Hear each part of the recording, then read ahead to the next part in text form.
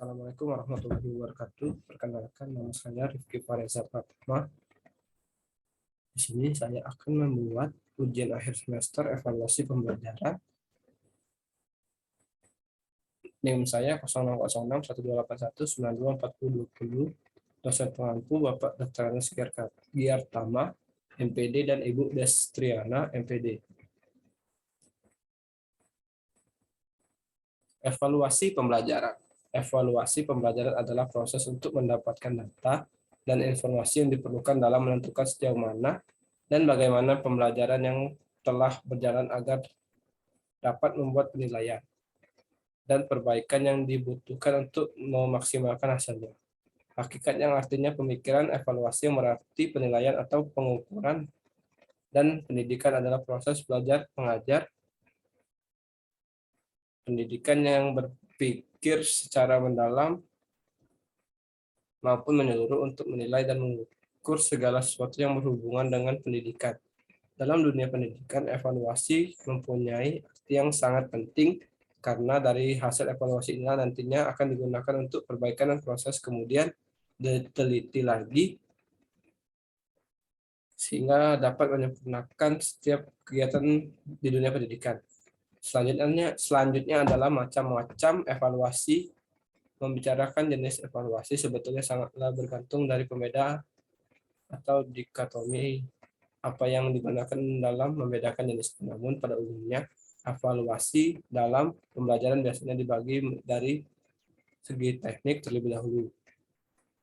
Menurut Arikunto 2016, teknik evaluasi dibagi menjadi dua teknik, yaitu teknik tes dan teknik non-tes. Evaluasi pembelajaran. Tes merupakan suatu pengumpulan informasi, tetapi jika dibandingkan dengan alat-alat yang lainnya, tes bersifat resmi karena penuh dengan pembatasan-batasan.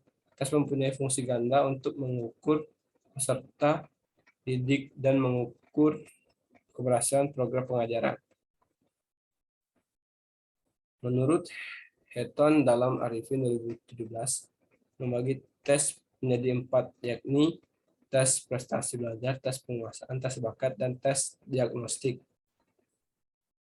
Masing-masing penjelasan mengenai tes tersebut sama saja dengan penjelasan fungsi evaluasi yang telah dijelaskan sebelumnya di atas.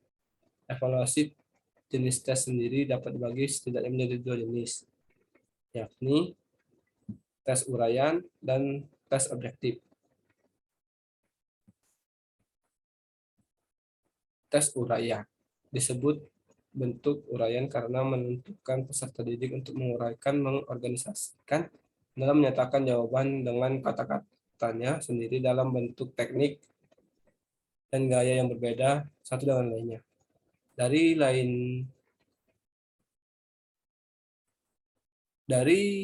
Dapat dilihat dari arti luas dan sempitnya materi yang dinyatakan.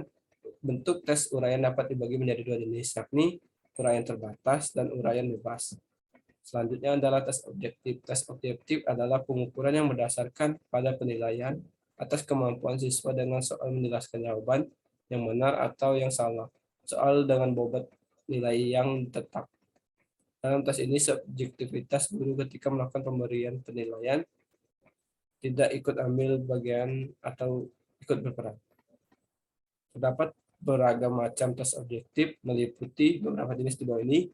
Yang pertama adalah tes pilihan alternatif, selanjutnya adalah yang kedua tes pilihan ganda, yang ketiga tes objektif menjodohkan, yang keempat tes bentuk benar atau salah. Evaluasi non-tes.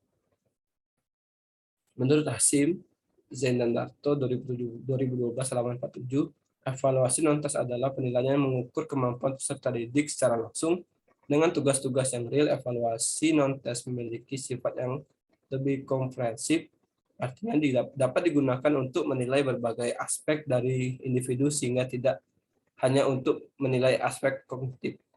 Beberapa jenis evaluasi non-tes menurut Arikunto 2016 adalah yang pertama adalah skala bertingkat, selanjutnya yang kedua adalah angket, yang ketiga daftar cocok, yang keempat yaitu wawancara, Yang terakhir adalah pengamatan atau observasi.